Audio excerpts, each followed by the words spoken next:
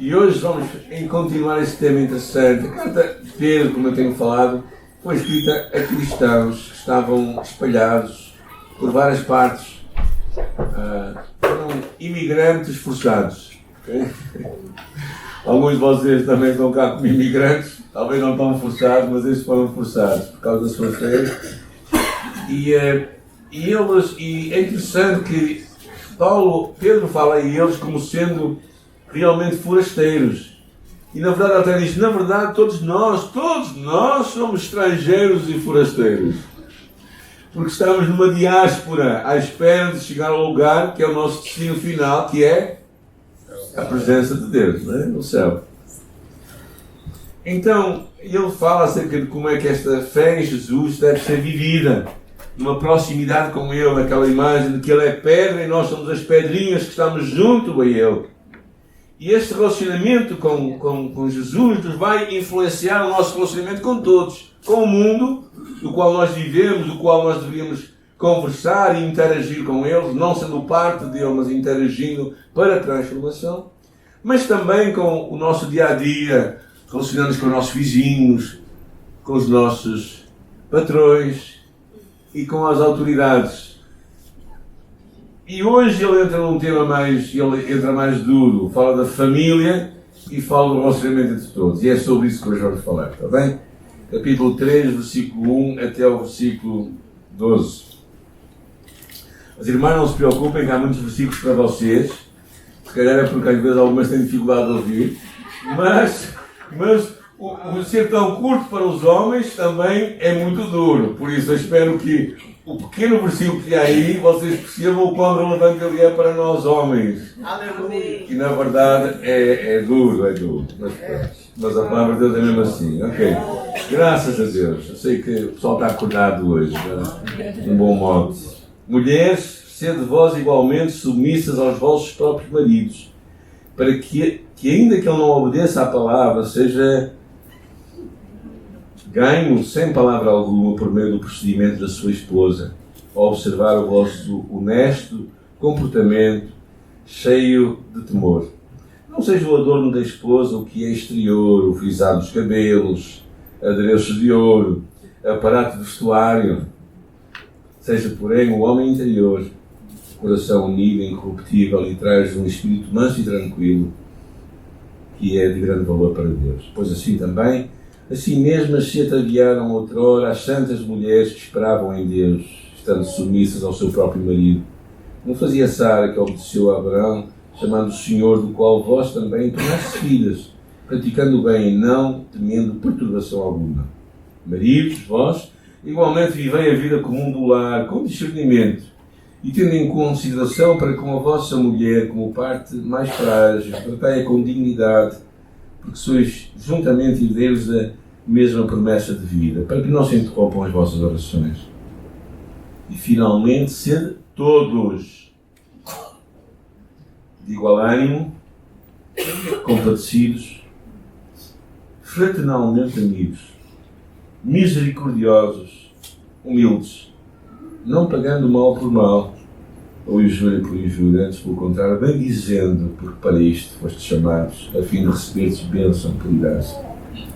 Pois quem quer amar a vida, ver dias felizes, refreia a língua do mal. Evite que os seus lábios falem dolosamente. Aparte-se do mal, pratique o que é bom, busca paz, empenhe-se para alcançá-la, porque os olhos do Senhor repousam sobre os justos e os seus ouvidos são abertos às suas súplicas, mas o rosto do Senhor está contra aqueles que praticam. Santa Palavra de Deus. Glória a Deus por ela. É importante nós percebermos que tudo começa, digamos, tempos em que há um tempo atrás, e hoje ainda, não é? Em que tem levantado um forte movimento feminista, em resposta, claro, ao machismo que foi vivido no passado, que foi preponderante durante muitos séculos. É como que um movimento pendular que tantas vezes acontece na sociedade, que vai de um lado para o outro, de um extremo para o outro, e na verdade perdendo a noção daquilo que deve ser e como as coisas devem ser. Não é? Nunca foi propósito de Deus que a violência, o abuso, o autoritarismo marcassem relacionamentos, mas fosse o amor. O amor nunca se manifesta quando há violência, quando há abuso. Sendo assim, aquela herança machista se calhar é tão repugnável quanto uma herança feminista que hoje se procura levantar, criando um movimento que eu acho que não é o que Deus propõe para nós logo no princípio da criação do mundo, quando Ele diz lá, deixa eu ver se eu consigo pôr isto a funcionar, agendei bem em cima, quando Ele diz lá no livro de Gênesis, disse o Senhor Deus, não é bom que o homem esteja só. E não termina aqui. Far-lhe uma criada. Far-lhe alguém que esteja ao seu lado, que seja idónea para ele. A imagem não é claramente uma subalterna, uma empregada, mas é alguém que vai participar do projeto de Deus com ele ao seu lado. E Pedro está a resgatar esta imagem, eu acho. Primeiro falando das mulheres, falando de uma coisa que eu chamo uma beleza que vem de dentro. Não é? E eu acho interessante que o que ele está principalmente a falar é esta. Reparem uma coisa que ele diz aqui: mulheres, sede igualmente. Ou seja, ele está a referir-se àquilo que tinha a falar antes. Tinha falado no passado, tinha estado a falar daquele relacionamento que havia entre patrões e empregados. E ele está a falar, relacionando-se com aquilo, da mesma forma, haja este respeito, esta sujeição à autoridade. E estar debaixo da autoridade significa que o homem deve assumir a liderança do lar, tal como Cristo é o cabeça da igreja. E fala que a mulher devia ter uma atitude quieta e não revoltosa, não é? Tranquila, um espírito manso e quieto. Atos que falam mais do que as palavras, porque seria assim que os maridos que não conheciam a Deus poderiam ser salvos, não por muitas pregações que a mulher levasse para casa e grandes discursos e dizer o que é que o pastor falou na igreja, mas não para através do seu comportamento, da sua vida, ela mostrava que Cristo estava a transformar a sua vida. E depois fala de uma coisa que talvez não é muito... é que vocês riram, se algumas mulheres se riram, frisar os cabelos, o ouro, não é? Ou seja, o que Pedro está a querer enfatizar não é necessariamente uma proibição, como algumas igrejas veem, isto, uma proibição das mulheres se embelezarem ou cuidarem de si mesmo. A ideia não é quanto mais feia, mais bonita, não. Não é que está aqui a falar, não é? Não, quer dizer, a ideia não é a mulher ser uma desvazelada, a não cuidar de si mesmo. Mas o que Pedro quer enfatizar é que a beleza da mulher começa no coração dela. Aleluia. Significa que o que nós mais devemos cuidar é o quê? É do nosso coração. Porque o que vem cá de fora é o que é, não é? Mas o que está lá dentro é o que Deus conhece. E é isso que o apóstolo Pedro está a querer enfatizar, que a beleza da mulher, o cuidado da mulher, a ênfase do trabalho dela, não seja passar 2 horas ao espelho, não é? E 5 minutos com a Bíblia, mas é deixar que Deus troque e trate o seu coração e a sua alma. Eu acho que é muito interessante numa sociedade hoje cheia de aparências, não é? E do virtual, em que nós falamos com coisas estranhas, como receberes um telefonema dizendo assim: olá, eu não sou uma pessoa, sou uma máquina que está a dar os parabéns. E depois ri-se contigo e se tu tens paciência, vamos até ao final aquela história, não é? Vivemos num mundo tão virtual. E a senhora era muito simpática. Falei com ela ontem. E ela era muito, muito simpática. Ela, realmente havia um riso, uma alegria por trás daquilo que eu até quis ouvir até ao final, para ser honesto. E era uma máquina, claro. Mas pelo menos ela disse que era uma máquina.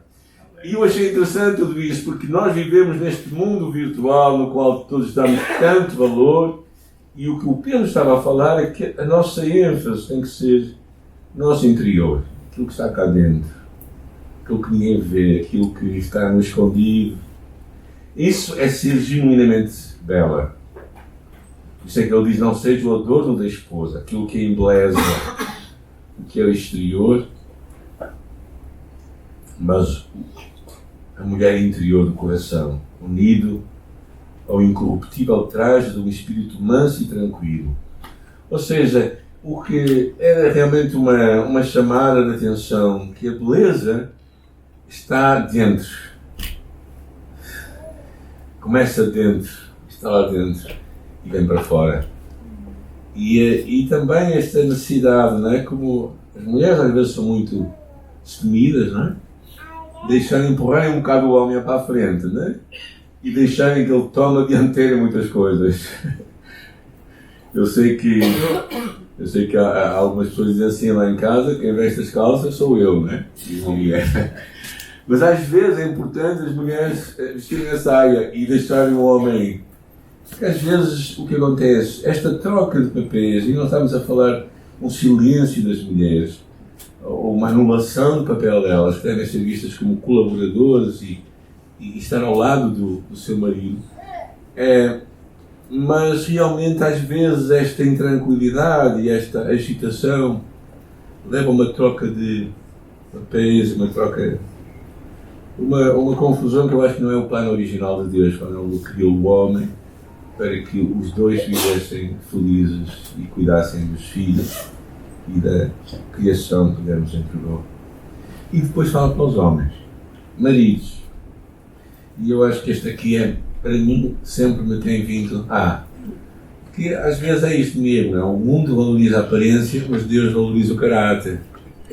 Aquilo que está lá por trás, que Ele conhece. E depois aqui no versículo 8, ele fala aos maridos muito fortemente, e é interessante que ele diz: vivei a vida comum no lar com discernimento. Ou seja, compreendei a vossa esposa, o vosso trabalho, como fala lá em Efésios capítulo 5, que é como Cristo fez pela Igreja, cuidando dela, protegendo-a e considerando as suas necessidades espirituais. É interessante que às vezes aqui fala o seu anjo frágil. Às vezes as pessoas pensam que as mulheres são mais frágeis. Em muitos aspectos elas são bem mais fortes do que nós homens. Tenho que vos dizer isso. Mas o que ele está a querer dizer é considerar a sua natureza feminina. Não é? Eu sei que os tempos são diferentes, mas eu quando era jovem só descobri que a mulher tinha a uma certa altura do mês que ficava um bocadinho diferente, porque alguém me teve que dizer. Eu não sabia isso, achava que os dias eram todos iguais para a mulher, mas não eram. E às vezes considerar a natureza feminina é algo que nós precisamos aprender, homens. Eu sei que os jovens de hoje, não estou a falar para vocês, que são mais educados, né? Sabem mais as coisas, que até sabem mais. A verdade é essa. Mas na minha altura não sabia. Não? Eu ia para os acampamentos e de repente havia um dia em que uma amiga que gostava muito de ir à praia dizia assim: Samuel, não vou à praia hoje. Então porquê não vai? Porque está mal com o sol? O sol está tão bom hoje, não é? Eu não sabia o que estava a acontecer, não é? Mas a ideia que o Pedro estava a dar aqui é considerarmos a natureza da nossa esposa, ou neste caso estava a falar para maridos, como alguém diferente. Não é? E alguém que é sensível, não é? E tratai-a como herdeiras da mesma graça de vida. Ou seja, elas participam convosco de uma herança como parceiras. Elas são co-herdeiras convosco. Amém. Glória a Deus. As coisas boas e nas coisas difíceis. Ou seja, a ideia de que as bênçãos desta vida e da vindoura, elas são participantes connosco. E depois faz aqui um aviso que aqui me deixa muitas vezes arrepiado. E é isso que eu muitas vezes volto a esta passagem, muitas vezes. Ele diz tudo isto e no final o que é que ele diz? Para que não se interrompam as vossas orações. A ideia é mesmo para que as vossas orações não fiquem bloqueadas. Ou seja, há muitos homens, maridos, que têm as suas orações bloqueadas porque simplesmente não consideram. Eu tenho encontrado algumas pessoas que acham que podem ser felizes, alguns homens, eu falo de homens portugueses, os brasileiros estão a mesma coisa, falo de português que é aqueles que eu conheço melhor, que acham que podem ser felizes e tornar toda a gente infeliz lá em casa. Isso não funciona, gente. Nós vivemos em comunidade. Tu não te vais deitar numa casa em que toda a gente é infeliz e tu pensas que vais ser feliz lá dentro. É impossível. Não dá. A menos que tu sejas uma pessoa alienada. Ou seja, nós estamos a cultivar um jardim para depois colhermos juntos. E se nós não fizermos bem, não é? Então não esperem grande coisa em troca. E por isso o Pedro estava a tocar este assunto, deste relacionamento, porquê? Porque o cristão tem que entender que a sua vida tem que ser transformada de dentro para fora, mas em todo lugar. Não é? Tal como aquela criança chegava à casa e dizia assim: oh mãe, porquê que o pai não é tão simpático como é lá na igreja? Ou seja, há pessoas que parece que vêm para a igreja e cai-lhes assim um manto de, não digo de santidade, porque isso não é santidade, um manto de farisaísmo, e depois quando sai o manto sai outra vez. Ou seja, Cristo tem que influenciar o nosso relacionamento e, claro, aqui o nosso relacionamento na nossa casa. Mas ele não fica por aí. Porque eu acho interessante no versículo 8 ele diz, finalmente, ele está a chegar à parte do término que ele está a falar dos relacionamentos. Ele quer arrematar este assunto. E a forma de ele arrematar é incrível mesmo. Alguém pode ler o versículo 8, por favor? E finalmente sejam todos de um mesmo sentimento, passivos, amando os irmãos, entranhavelmente misericordiosos e afáveis. Finalmente, sede, todos, tu e eu, todos nós. Começo a dar aqui algumas coisas.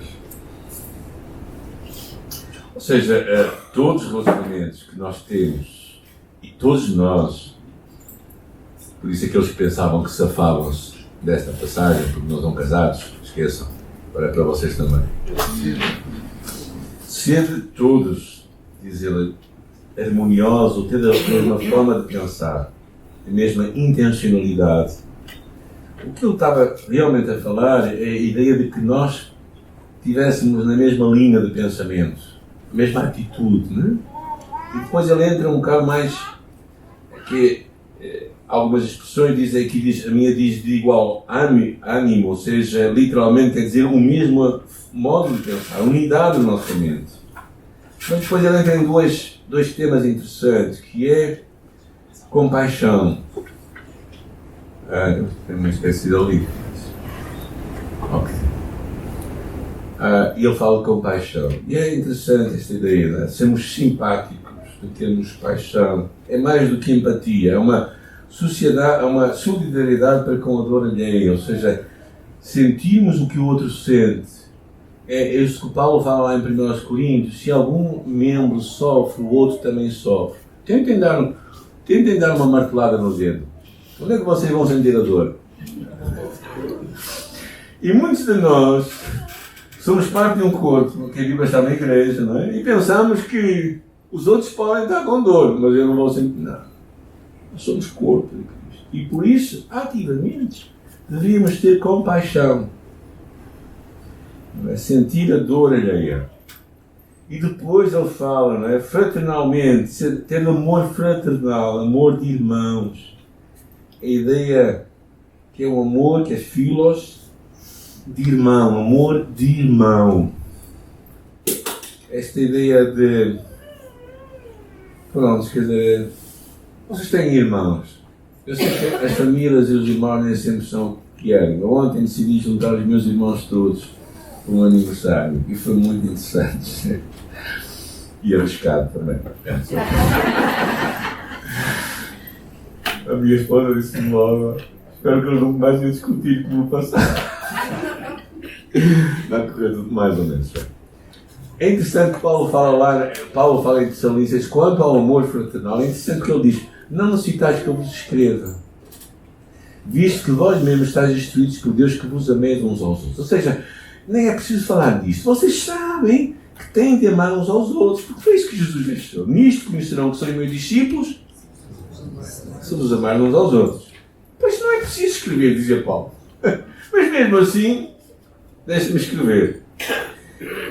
E Pedro aqui, além desta passagem aqui, ele fala acerca deste tema de amor em outras passagens, também aqui na primeira carta. Primeiro, logo no princípio, diz: purificando as vossas almas pelo Espírito, na obediência à verdade, para o amor fraternal, o amor de irmãos, não fingido.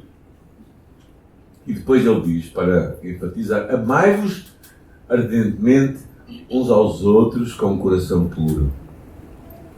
E depois ele fala: sendo novo gerado. Ou seja, vocês amam, porquê? Porque a vossa natureza, a natureza que tu e eu recebemos de Jesus, nos obriga a olhar para a nossa pessoa que está ao nosso lado, sentado connosco, como o nosso irmão. E na certeza de que a nossa vida é passageira, mas que a palavra de Deus dura para sempre. Assim, Pedro toma este tema uma série de vezes nesta carta. No primeiro capítulo, versículo 22 e 23. Desculpem, e naquele capítulo 4 ele diz uma coisa interessante. Alguém pode ler 4:8, que está aí? Está ali. E sobretudo, ter ardente amor uns para com os outros, porque o amor cobrirá a multidão de pecados. Fico curioso, não é? Tende ardente amor uns para com os outros, porque o amor cobrirá uma multidão de pecados. O amor torna as pessoas propensas a perdoar os outros, esquecer as ofensas contra elas, a cobrir e esconder os pecados dos outros em vez de agravá-los e de espalhá-los. Esta ideia de cobrir uma multidão de pecados é que faz muito. Sabem que uma pessoa, quando vai avançar na vida, começa-se a lembrar das coisas quando era mais jovem, não é? E eu lembro-me das minhas primeiras pregações, de vez em quando, melhor do que das minhas últimas pregações. E umas histórias que eu lembro que estava a ler, uma certa criança chegou a ver o meu pai e disse assim: "Oh pai, porquê que tu tens de estar sempre a perdoar as pessoas que te fazem mal? Assim, alguém tem que perdoar." E às vezes nós não queremos ter este papel, não é? Eu acho que não se trata de nós não reconhecermos o que é feito errado, mas é de nós não agravarmos o mal que foi feito e estamos dispostos a perdoar o coração. O amor deve ser afetuoso, prepara-nos para receber a misericórdia de Deus. É interessante lá no livro de João, ele diz: amados, amemos-nos uns aos outros, porque o amor é de Deus, e qualquer que é nascido de Deus e conhece a Deus. Aquele que não ama, não conhece a Deus. Deus é amor. Sabe, isto é um bocadinho comum. Como trazendo alguém aqui connosco, falar para uma língua estranha. Alguém fala uma língua mais estranha? Ucraniano. É estranho, é diferente, não é? Nós dissessemos assim, não é? Falássemos acerca de quando nós dizemos que em 1 João diz que aquele que não ama não conhece a Deus, porque Deus é amor. É como se tu fosses ucraniano e não falasses ucraniano. Estranho, certo? Se tu és ucraniano, tens de falar ucraniano. Se tu és português, tens de falar português. É a tua linguagem. Se Deus é amor, tu tens de amar. É incoerente tu dizes que tu és filho de Deus e não amares. É incoerente. Não bate. As coisas não funcionam bem. Porquê? Porque se Deus é amor, tens que amar.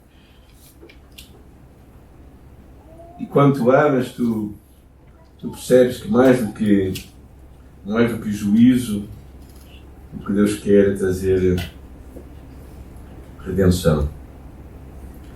E saber que o amor vai trazer recompensas, às vezes não no imediato, mas a longo prazo. Há uma história interessante, um homem chamado Pedro Ten Boom, que era sobrinho da Corrie Ten Boom, que muitos conhecem, do Refúgio Secreto, uma mulher que na Holanda acolheu os judeus e protegeu-os na sua casa, e por causa disso os seus pais foram para a prisão e morreram, a sua irmã também.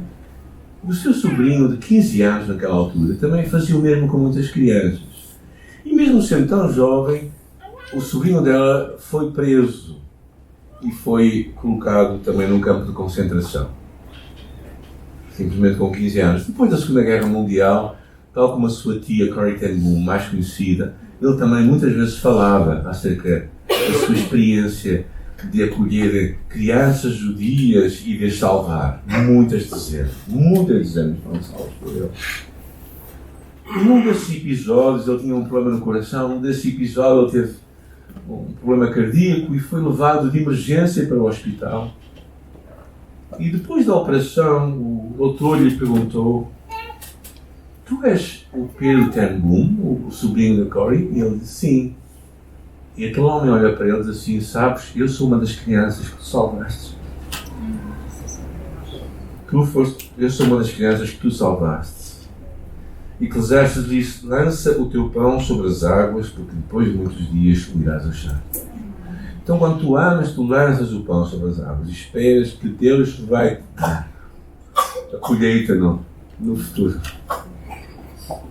Então, realmente Pedro está ser de amigos, fraternalmente amigos, ou tendo amor fraternal. Depois ele fala acerca da misericórdia, ser misericordiosos. Lá em Colossenses diz: revestivos como eleitos de Deus de entranhas de misericórdia. É interessante que a palavra grega tem a ver literalmente com sermos bons de entranhas. Porque a misericórdia vem cá de dentro. A misericórdia vem cá de dentro. Tens que sentir cá dentro.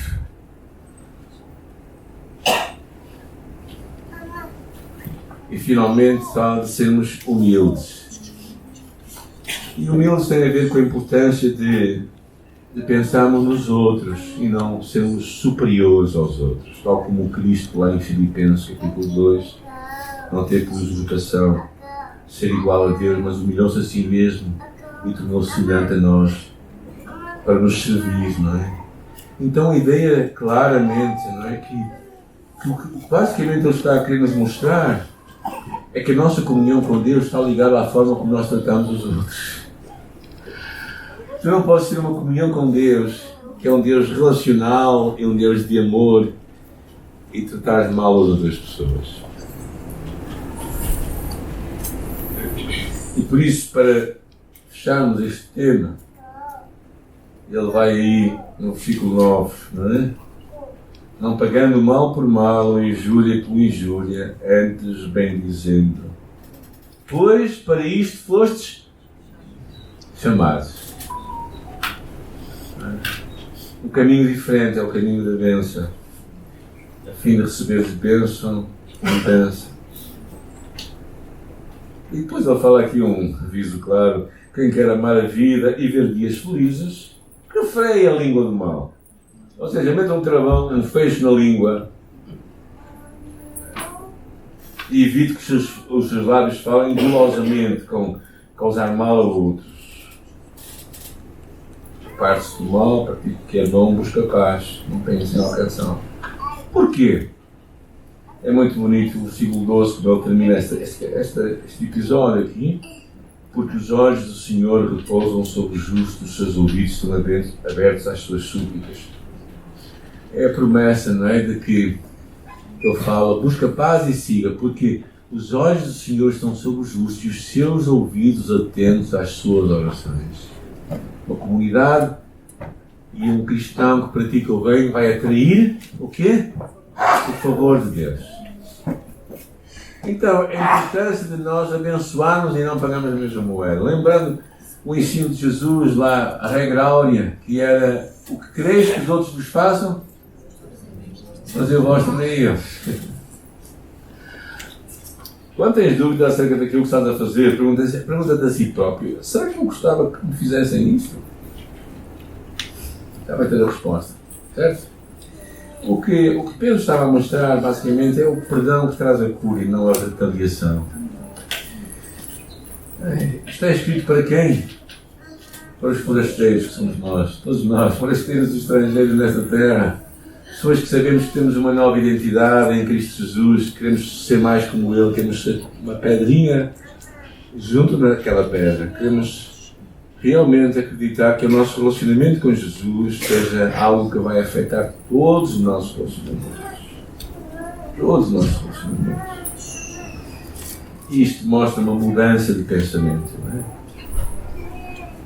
E eu quero te encorajar, não é? Se Deus falou contigo, se Deus, enquanto eu falava, Deus trouxe à tua mente alguém que estás com dificuldade em amar, então hoje mesmo eu quero te convidar a tu colocares isso na presença de Deus e acreditares que esta é a palavra do Senhor para ti hoje, para mim hoje. Não é para mais ninguém, não é para aqueles que não vieram, está bem? Sei que alguns estão a pensar naqueles que não vieram, não, é para ti. E o que Deus está a falar para ti é, ou poderia dizer, sejamos todos de igual ânimo, compadecidos, amai-vos fraternalmente, sede misericordiosos e humildes. Pensai nos outros, não pagueis mal por mal e injúria por injúria, antes bem digamos. Porque os olhos de Deus repousam sobre os justos. Deus está lá em cima a olhar para nós hoje, aqui, a olhar para ti, para mim, está a ver o nosso coração e diz que os ouvidos estão atentos às suas súplicas, mas o Senhor está contra aqueles que praticam mal. E no final do versículo.